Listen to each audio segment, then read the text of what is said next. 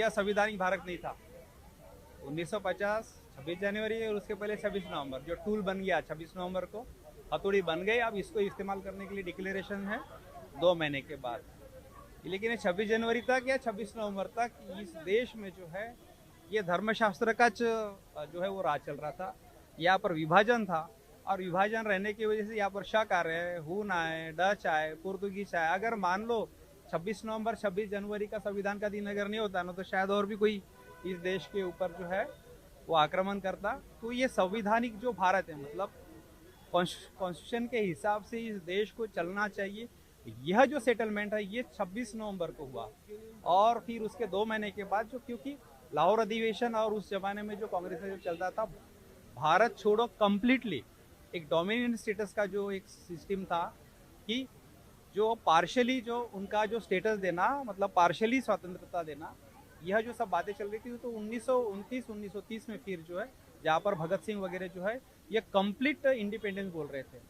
और complete independence की जो बात है ये 26 जनवरी को उस जमाने में होने की वजह से फिर वो 26 जनवरी आई। अदरवाइज कॉन्स्टिट्यूशन असेंबली डिबेट्स में जो है चर्चा चल रही थी कि जो संविधान जो दिन है ये जो संविधान पूरा का पूरा लागू होना चाहिए ये 15 अगस्त को, भले 1 साल लेट करो या 1 साल पहले कर लो।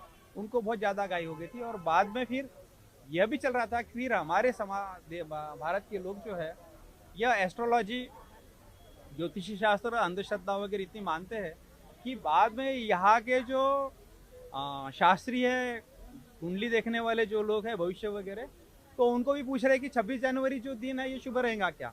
मतलब वो जो संविधान जो पैदा हो रहा है मतलब जो बच्चा पैदा होता है और जो शादी वगैरह करते हैं तो उनके लिए कुंडली जो है मांगलिक ये जो सारी बातें है वो संविधान के ऊपर भी लगाई है और बोले 26 जनवरी जो है साला तो ये शुभ दिन रहेगा क्या। तो फिर उसमें भी अगर आप केयरफुली अगर देखेंगे कॉन्स्टिट्यूशन असेंबली डिबेट्स में ये नमूद है ये फिर आधा जो है शुभ दिन है और आधा अशुभ दिन है।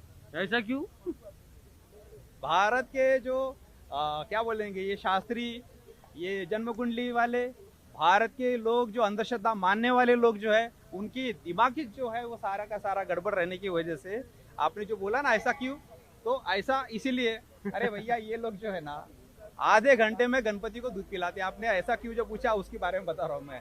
कोई देशों ने क्या गणपति को क्या अमेरिकन लोगों ने दूध पिलाया क्या उनके यहाँ पर भगवान नहीं है?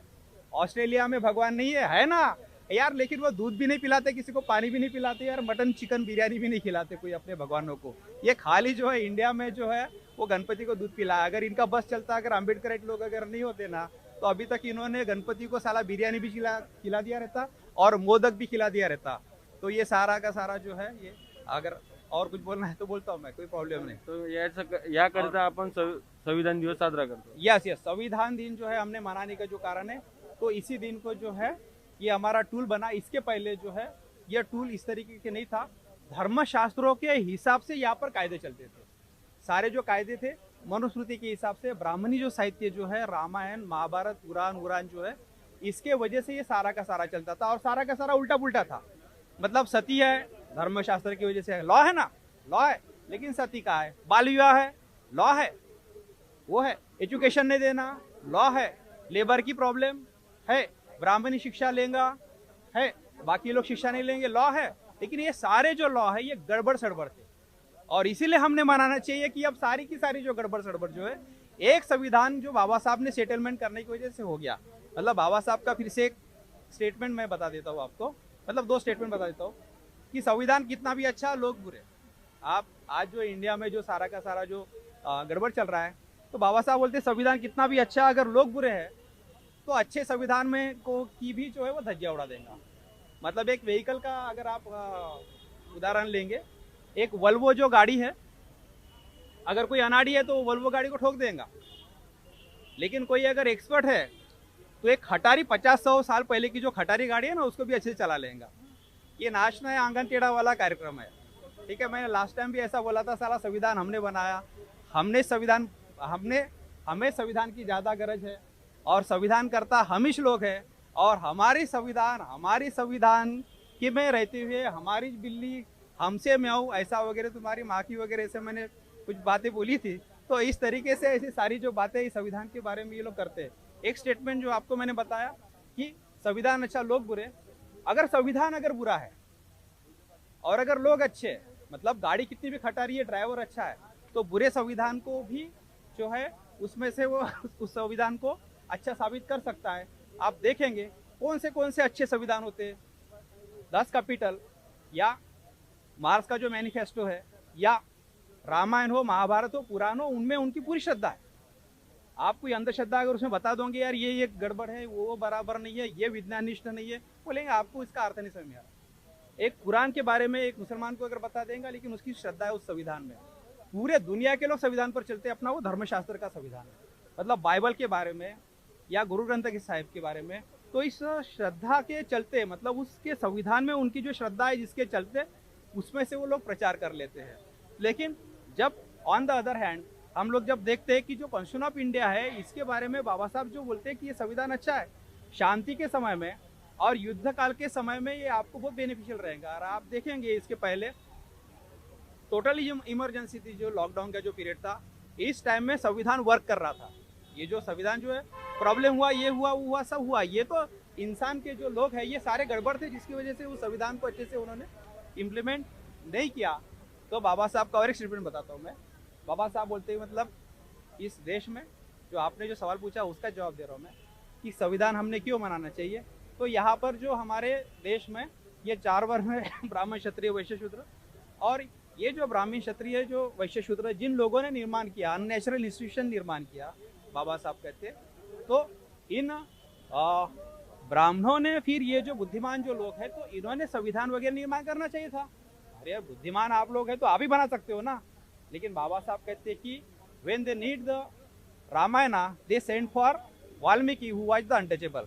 बाबा साहब का स्टेटमेंट है। आप बाबा साहब के संपूर्ण साहित्य में अगर देखोगे तो आपको मिलेगा नहीं, लेकिन नेहरू का जो एक पर्सनल असिस्टेंट था, उसकी जो बुक है, उस बुक में ये सब जो साहित्य वही आया है, बयान है उस बुक के ऊपर, मेरे घर में मिल जाएगा ये स्टेटमेंट। तो बाबा साहब उसमें ये कहते हैं इंटरव्यू देते वक्त कि व्हेन दे नीड, मतलब when Brahmins need the Ramayana they send for Valmiki who was the untouchable, and when they need the Mahabharata they send for Vyas who was untouchable, and when they need the constitution of India they send for me who is now a untouchable. तो इस तरीके से ब्राह्मणी साहित्य संस्कृति के वजह से यहाँ का जो देश है ये पूरा हैरान परेशान था। कोई भी आए, अरे मुझे बताओ आप लोग जो है हारते किससे हो? आप सैनिकों से हारे, 2-5 सैनिकों से हारे तो समझ में आते हैं, साला व्यापारी से हारते, शर्म आनी चाहिए। तुम्हारे बाप का देश था ये लोग, कि साला तुम लोग हार जाते हो, बार बार सारे देश को गुलाम बना के रख देते हो।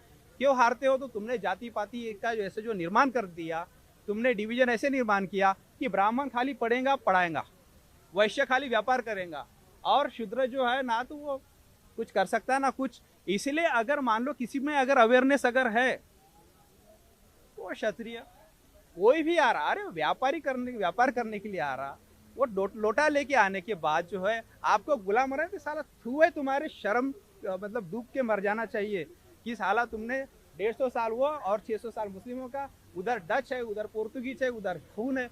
कोई भी आए और कोई भी बजाए। 47 में जब कॉन्स्टिट्यूशन ऑफ इंडिया का जब सेटलमेंट हो रहा था, 47 उस टाइम तक जो है अंडमान निकोबार तक जो है जापान की सेना जो आ गई थी, और 1965 में यहाँ का गोवा जो है पुर्तगालियों ने खाली किया। मतलब जो पुलिस एक्शन जो है 48 में बाबा साहब ने बताने के वजह से निजाम का जो हैदराबाद है वहां से सेटलमेंट हुआ। ये सब जो है बाबा साहब करे थे। 1930, 1931, 1932 इस टाइम में बाबा साहब ने राउंड टेबल कॉन्फ्रेंस इंग्लैंड में ब्रिटिशर्स लोगों के सामने जितने भी देश के जो राजा लोग थे, मतलब 562 राजा लोगों को खनकाया कि भैया आप पूरा जो है एक यूनाइटेड जो इंडिया है उसके हिस्से में उसका हिस्सा आपको बनना पड़ेगा। तो 1930, 1930 और 1932 बाबा साहब ने बोले कि आज ये लोग जो मुझे कहते हैं कि यह देशद्रोही है, लेकिन राउंड टेबल कॉन्फ्रेंस के में काम करने की वजह से यहाँ का जो हिंदू है मुझे देवता जैसा मानेगा। बाबा साहब ने उस टाइम में कहा था। हे सगळं आहे सर, पण माझा एक प्रश्न तुम्हाला आहे, संविधान कोणाचा? हाँ, संविधान कोणाचा, शॉर्ट में अगर उत्तर दूं मैं, यह we the people of India यहाँ से स्टार्ट होता है। अगर मैं पूछता हूँ आपने पूछने से अच्छा कि ये संविधान किसने बनाया, तो आप बोलते हैं बाबा साहब ने बनाया। अरे इन लोगों को तो मंजूरी नहीं बाबा साहब ने बनाया करके, लेकिन बाबा साहब के सामने जब आ रहा था कि यहाँ पर ये जो यूनिट है यह ग्रामीण होना चाहिए, यूनिट जो होना चाहिए भगवान होना चाहिए, इन the name of Allah, in the name of God. आप अमेरिका का या उधर ये क्या नाम, ये पाकिस्तान का, बांग्लादेश का और इधर का अगर आप संविधान देखिए, जहाँ से प्रियम्बल स्टार्ट होता है तो in the name of God, in the name of Allah, यहाँ से स्टार्ट होता है। हमारा संविधान वहाँ से स्टार्ट नहीं होता, वी द पीपल से स्टार्ट होता है। मतलब वही, मतलब हमने बनाया और हमने अपने आप को अर्पण किया। आपने जो सवाल पूछा किसने बनाया, किसका है, तो ये हमने बनाया, हमारा है।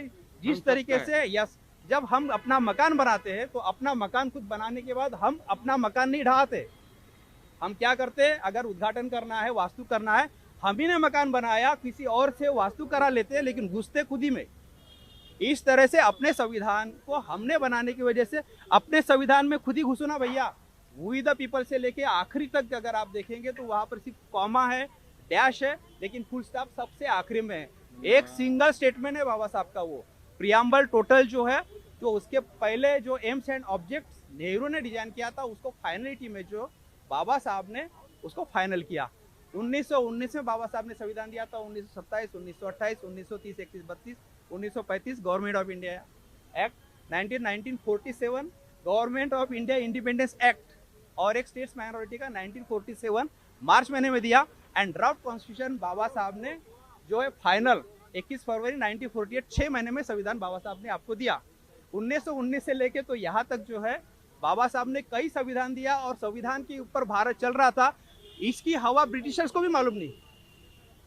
मतलब मैंने एक बार बोलते बोलते ये बोल दिया था कि संविधान जो बनाया बाबा साहब ने एक बहुत फालतूगिरी का काम किया, वो इसलिए बोल रहा हूँ मैं, इसलिए मैंने बोला कि बाबा साहब जो है सारे दुनिया के जो संविधान बना सकने वाला इंसान को एक छोटा सा काम बना के बता दिया आपने।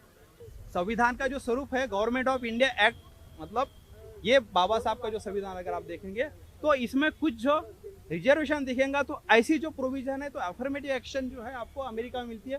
लेकिन अगर आप जो बिडेन और इसका जो इलेक्शन में अगर आप देखेंगे तो 3 या 4 दिन जो है उनका इलेक्शन का काउंटिंग जो है होल्ड करके रखा हुआ था, क्योंकि उनके संविधान के मामले में स्ट्रक्चर में गड़बड़ है। क्योंकि यहाँ पर जैसा इलेक्शन कमीशन, वहाँ पर इलेक्शन कमीशन नहीं है।